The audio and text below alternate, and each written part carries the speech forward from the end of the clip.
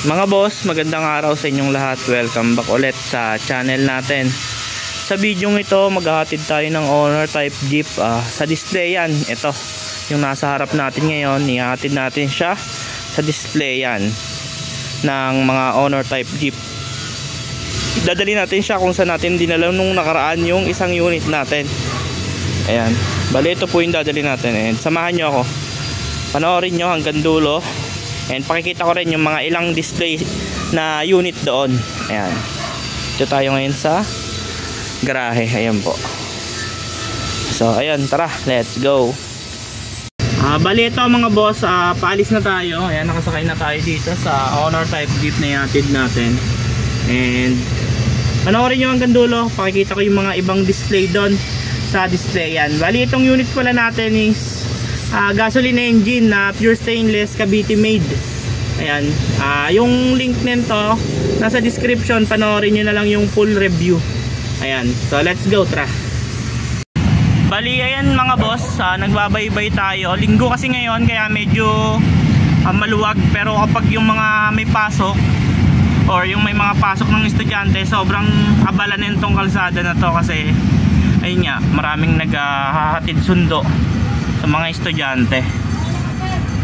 Ayan o, ito yung pinaka namin, yung pinaka landmark kanto ng Bukandala or yung Jollibee Bukandala mga boss. Bali magpapagas nga muna pala tayo mga boss. Lalagyan natin siya ng pondo para kahit nakastock siya sa display yan, pwede siyang paandar-andarin. Ayan.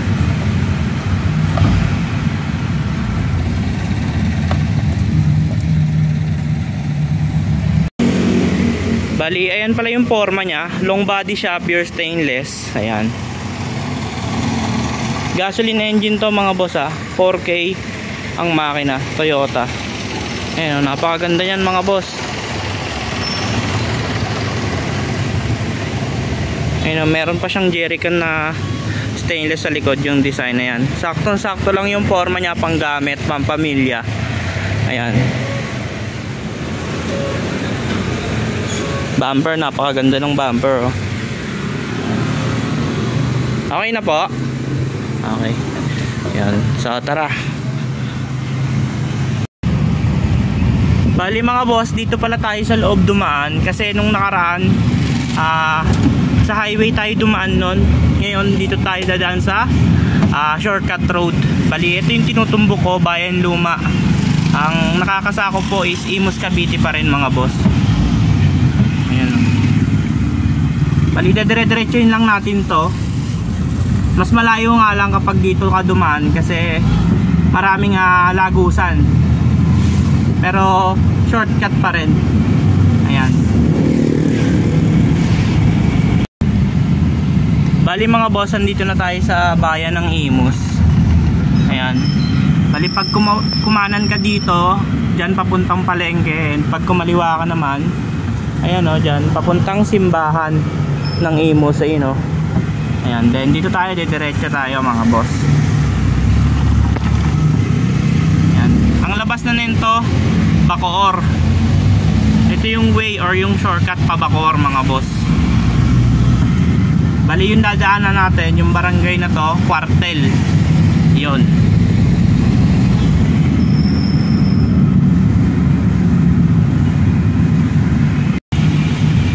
Bali yan mga boss, dito tayo sa Cuartel ngayon. Itong lugar na to, ito yung isa sa makasaysayan dito sa Imus. Ayan, tsaka yung tulay na yan.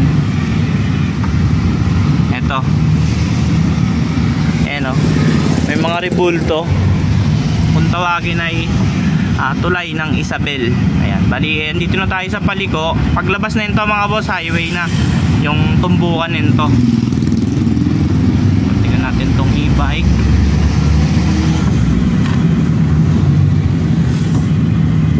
Ayan.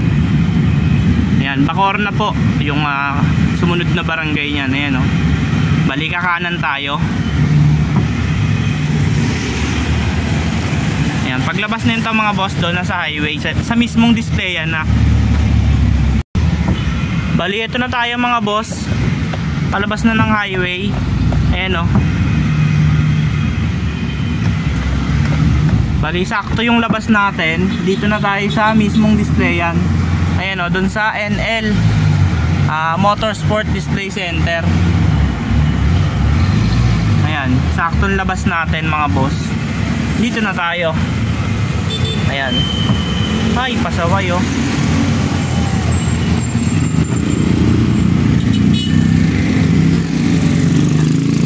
Bali, ayan pala yung display yan mga boss. Bali, dito tayo ngayon sa NL Motorsport Display Center para mag-display mga boss. Bali, papakita ko sa inyo yung mga ilan nilang units. Baka may makursunadahan kayo. Ayan, nililibot ko kayo dito sa kanilang display center. Bali, ayan, nakapwesto na yung dinala nating unit. Ayan, sisimulan natin sa labas mga bossing. Ayan, meron din sila ditong Wrangler, double cab, FPJ. Mga ordinaryong owner type jeep, andito po lahat ng klase. Ang wala lang po is yung mga katulad ng mga single cab ganun, pero may double cab din po sila. Ayan po. And lamang dito gasolina, and bihira po yung diesel na ubos na. Ito pong dalawang nasa harap mga boss, gasolina po yan. And sa mga interesado po na pumunta, along the highway lang po sila mga bossing. Ayan, nilalagay ko na lang yung location tsaka contact number nila dito sa screen. Ayan, and then yung dala natin, Bunsoy. Ayan po, itong dalawang to mga boss, ang asking price nito 250k. Ayan po, gasoline engine, Toyota 4K. Ayan, tignan nyo na lang yung plaka para pagpunta nyo, alam nyo yung pupuntahan ninyo at yung titingnan ninyo. Ayan, then meron din sila ditong Wrangler mga boss. Yung presyo nitong Wrangler, wala kasing nakasulat na tag, pero halos lahat naman ng unit dito mga boss, may mga nakasulat na presyo sa windshield. Ayan, kagaya nitong isang double cab na to mga boss. Ayan, ang presyo po niyan 380,000.